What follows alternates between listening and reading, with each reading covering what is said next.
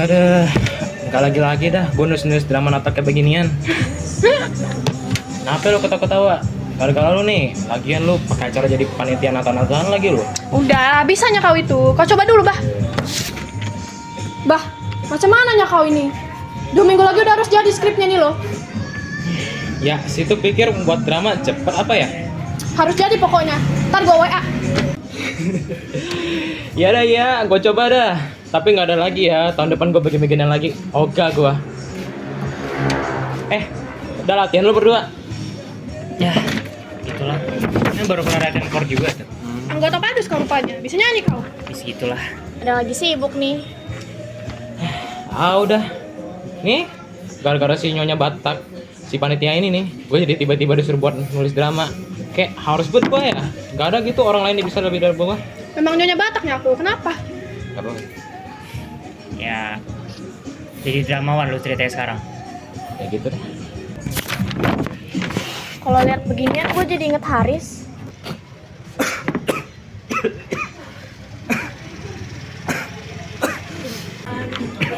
Paling bisa dia baca beginian. Biasanya kita jadi kesana kan? Jadi kok tinggal nunggu si Linda aja. Udah nih. Yuk.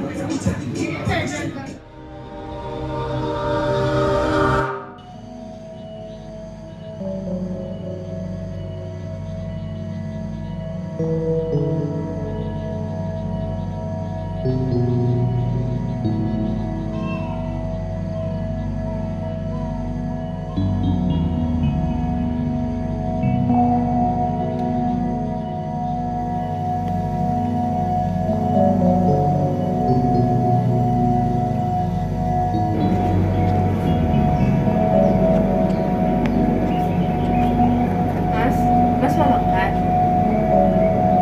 Mbak. Tapi tolong bikinin teh ya Mbak. Teman-teman saya mau datang.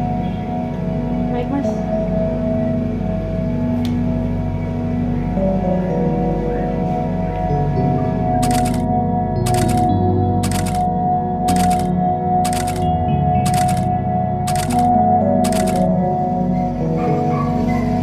Mas, mas, itu teman-teman mas sudah pada datang.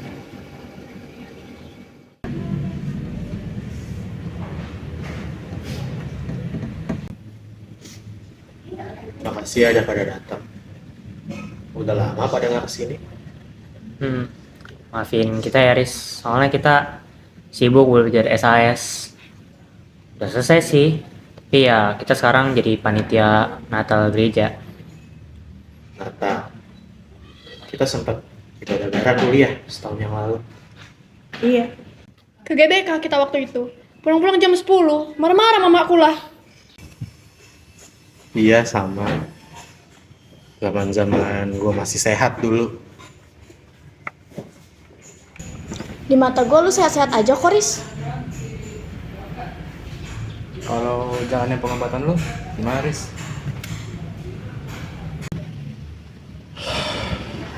Gua udah stadium 4.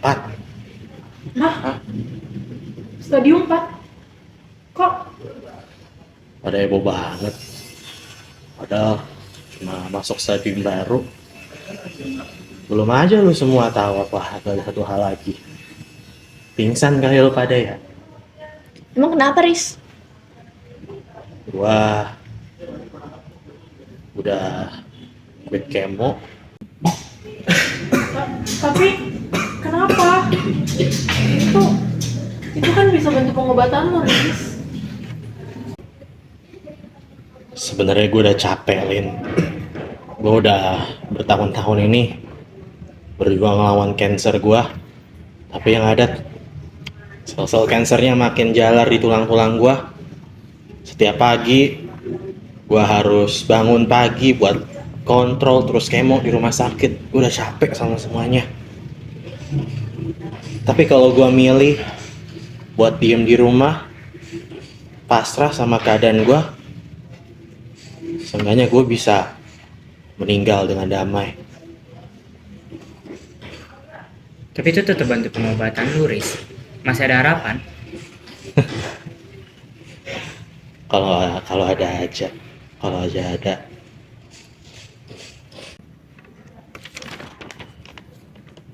Jadi anggota kor kamu? Iya, buat ngantalan nanti. Ada gue sama yang lain sih. Nanti lo ikut Eris. Iya dong, pasti itu. Apa lagunya nih? Empat lilin kita nyalakan, bagai bintang-bintang cerah. Siapa hai segenap alam dan bernyanyi Maranatha. Masih bisa baca notasi kamu rupanya. Iya, jadi zaman-zaman aku masih sehat. Minum yuk. Ayo. Ya udah.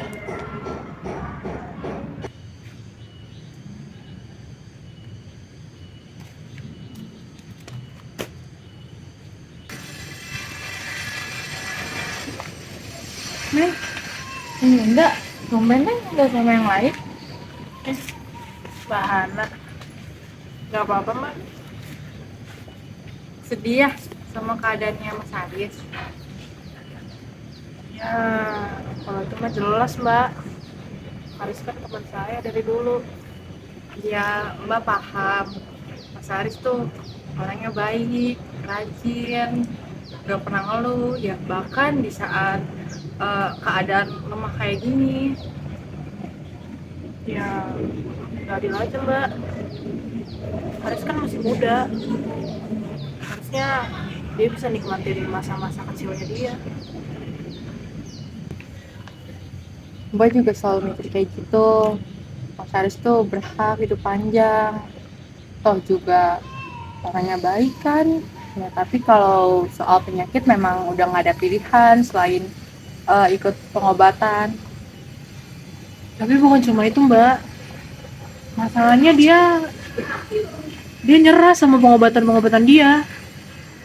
Harusnya tuh dia masih punya kesempatan, kayak mau bisa nyelamatin dia, atau at least nolong dia biar hidupnya lebih panjang. Terus kenapa dia nyerah? Mbak jadi keinget di zaman dulu waktu adik Mbak masih ada. Kenapa mbak? Udah lama banget adiknya Mbak, Lukas namanya. Ya aktif banget anaknya, gak bisa diem.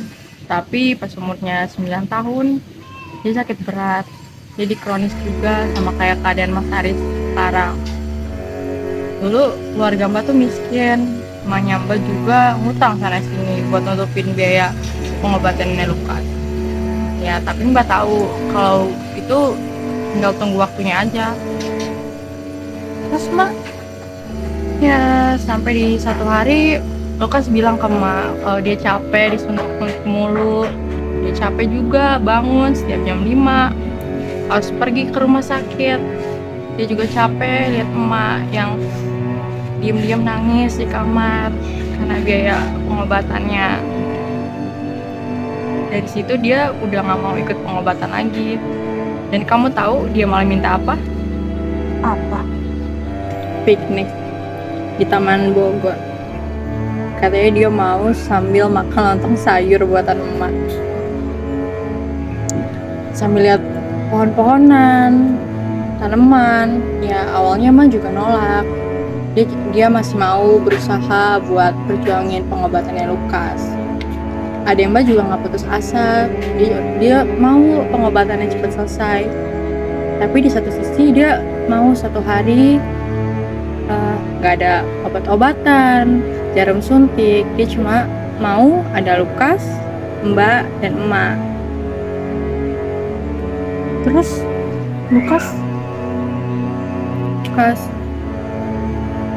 Lukas meninggal 2 minggu setelah piknik. Tapi Mbak lihat hari-hari setelah piknik itu, hari-hari dimana dia udah gak mau ikut pengobatan lagi. Dia makin banyak tersenyum, ketawa. Mbak juga lihat pertama kali pas dia udah gak bernyawa di kasur, lalu dia tersenyum. Terus aku harus nyerah aja gitu mbak, biarin Haris pergi. Bukan gitu maksud Mbak. Maksud Mbak itu mungkin emang Mas Haris udah nggak mau memperbaiki keadaannya. Dia tahu kalau emang keadaannya udah nggak bisa diperbaiki.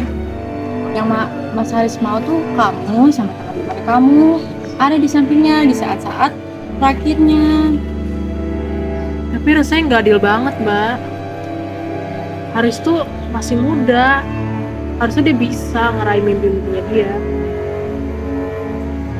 Ya emang kadang hidup ini nggak adil Neng. Tapi yang Mas Haris mau itu dicintai bukan dikasihani. Coba deh kalian sama teman-teman kasih tahu ke Mas Haris kalau dia masih teman kalian. Bener sih mbak, Haris pasti nggak bisa ngeliat aku kayak gini.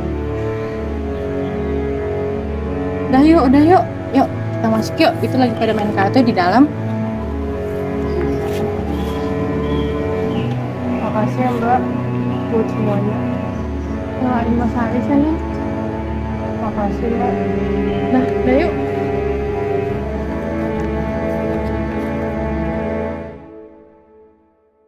Nih, do, re, mi. Nah itu si Linda tuh. Sini Lin, lagi pada main. Kemana lu? Berak. Mulus tadi. Sumpah lu ya, udah numpang di rumah orang, berak lagi lu. Tukang beser Sorry. emang lu. Alamak, kena reverse-nya aku. Ah, itu masih mending. Reverse masih bisa lagi. Oh, gua udah stadium kanker 4. Stadium 4 gimana bisa di reverse itu? udah. Ayo lanjut lagi dah. Bagus kalau bercanda macam tuh. Walaupun mereka tahu mungkin ini adalah pertemuan terakhir mereka, mereka berusaha sebisa mungkin untuk tidak menganggap Haris sebagai orang yang sakit, tapi sebagai teman yang mereka sayangi dan mereka hargai. Ini ya kado dari kita, kenang-kenangan. Lu jangan lupa hadir ke acara Natal kita nanti ya. Pasti. Makasih banyak ya udah repot-repot datang pada. Janganlah kau ngomong gitu. Pastilah kita datang ke sini. Toh ini bukan terakhir kali kita ketemu kan? Lo ntar kalau misalnya ada apa-apa ngomong-ngomong aja ya. Kita Iya. bakal selalu ada buat lo kok. Doain aja gua belum modar. Jangan ngomong gitu lah. Bagus lo ngomong begitu.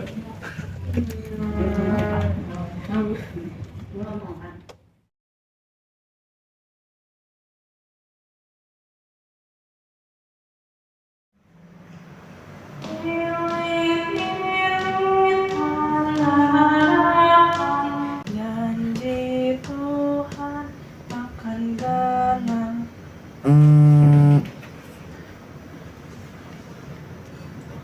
Halo? Iya, kenapa mbak? Iya, sekarang udah Natal. Hah? Haris?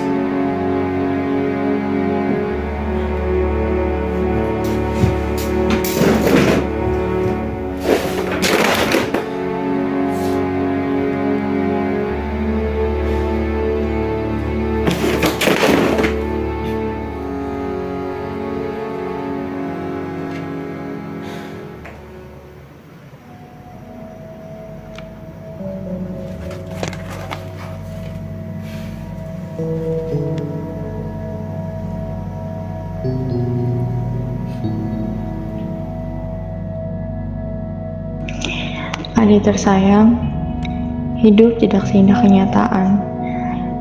Terkadang kakak menyesal kenapa kakak nggak ngehalangi niat kamu untuk berhenti dari pengobatan. Tapi sekarang, dengan kematian anak majikan kakak ngerti. Tugas kakak di rumah ini sudah selesai. Kakak bisa kembali lagi pulang ke Purwokerto, ke rumah kita yang dulu. Tempat kakak mau merawat rumah yang dulu kita pernah tinggali bersama. Di dalam Haris, kakak bisa lihat kamu, Dek. Diri kamu yang polos, Jadi kamu yang pengen dilihat sebagai anak yang ceria, bukan sebagai orang sakit. Teman-temannya begitu baik. Mereka bagaikan sinar benderang di tengah kehidupan Haris yang kelam. Dunia ini terasa gak adil untuknya. Tapi memang tidak ada yang bilang kalau hidup itu adil, Dek. Yang bisa kita lakukan sekarang hanyalah pasrah pada kehendaknya. Tuhan tahu kalau Haris terlalu murni untuk dicobai di dunia ciptaannya yang begitu jahat dan kelam. Jalan itu juga Tuhan yang berikan kepada kamu, Dek. Kakak rindu banget sama kamu. Tapi Natal ini membawa harapan baru. Sebagaimana Yesus telah mati untuk kakak dan adik. Yang tenang ya, di dalam sana suatu hari pasti kita akan bertemu untuk piknik lagi di Taman Bogor seperti sedia kala. Dengan penuh cinta, Hana, kakakmu.